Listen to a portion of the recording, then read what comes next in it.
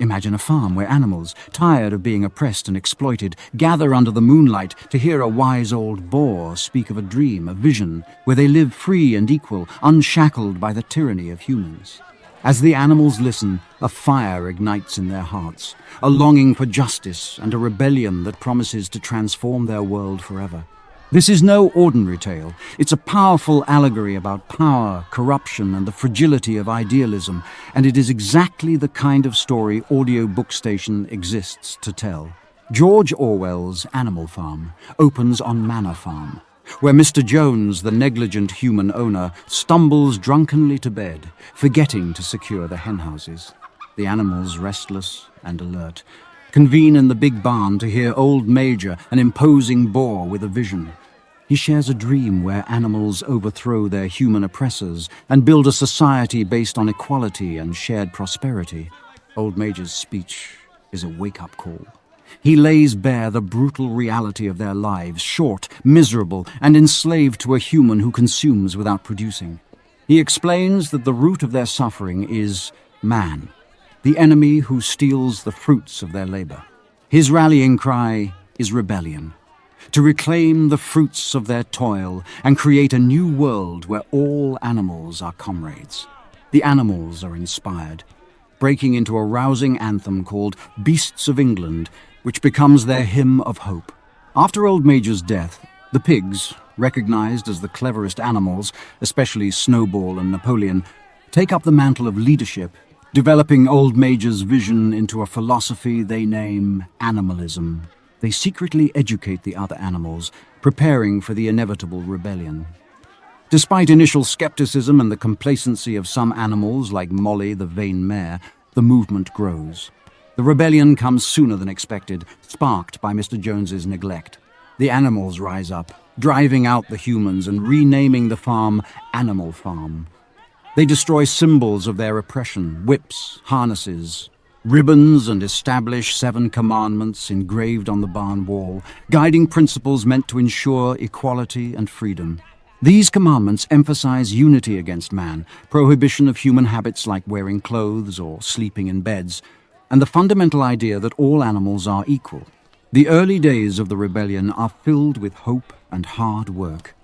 The animals toil together, harvesting more successfully than ever before. Boxer, the enormous and steady cart horse, embodies the spirit of the revolution with his personal motto, "I will work harder."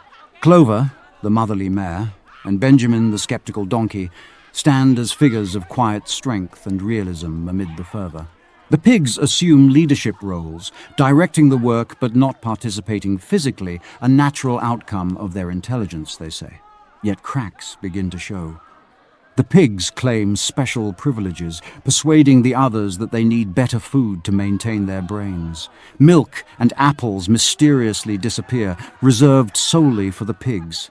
Squealer, the silver-tongued pig, justifies these inequities as necessary for the farm's success, warning that without the pig's leadership, Mr. Jones might return.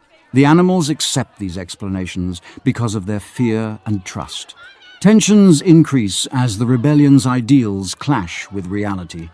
Molly, the mare obsessed with ribbons and sugar, defects, preferring human comfort over freedom.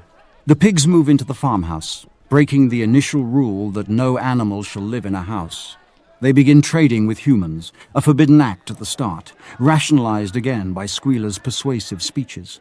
The mantra, 4 legs good, 2 legs bad, is simplified for the less intelligent animals, especially the sheep, who bleat it repeatedly, drowning out dissent. The rivalry between Snowball and Napoleon escalates until Napoleon expels Snowball violently with the help of his secret police dogs he has raised and trained in isolation. Napoleon abolishes the Sunday meetings where animals once debated their future, centralizing all power and silencing opposition. He creates a committee of pigs to make decisions in private, while the others passively receive orders. Napoleon is always right becomes a new, chilling slogan. Napoleon's reign grows more tyrannical. He uses propaganda, fear, and violence to maintain control. Animals who dissent or fail to meet work quotas are labeled traitors, subjected to public confessions and executions in brutal show trials. The farm becomes a place of terror, where comradeship is replaced by suspicion and cruelty.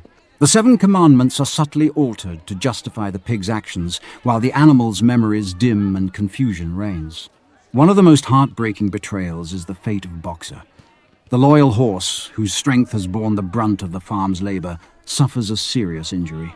Instead of receiving care, he is sold to the knacker, the horse slaughterer, under the guise of being sent to a hospital. The animals are deceived by Squealer's lies, who claims Boxer died peacefully after receiving attentive care. Boxer's death symbolizes the ultimate sacrifice of the hard-working but naive in the face of ruthless power.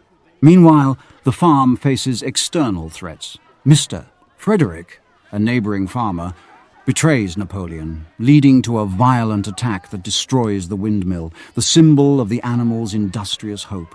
Despite setbacks, Napoleon spins every event into a triumph, reinforcing his propaganda machine. The animals, exhausted and hungry, find solace only in their loyalty and the belief that they are better off than under Mr. Jones. Years pass, and the revolutionary ideals fade completely. The pigs become indistinguishable from the humans they once overthrew. They walk on 2 legs, wear clothes, drink alcohol, and wield whips. The final, chilling transformation is marked by the alteration of the 7 commandments into one phrase. All animals are equal, but some animals are more equal than others. The sheep's new bleating, 4 legs good, 2 legs better, mocks the original slogan, sealing the betrayal of the revolution. The story closes with the animals peering through the farmhouse window, watching pigs and humans dining and drinking together as equals. The lines between oppressors and oppressed blur completely. The animals realize with despair that their rebellion has come full circle. The tyrants have changed faces, but the suffering and inequality remain. It's a devastating commentary on how power corrupts and how revolutions can betray their own ideals. Animal Farm is a timeless exploration of political power, the seductive nature of corruption, and the ease with which noble dreams can be subverted by ambition and greed.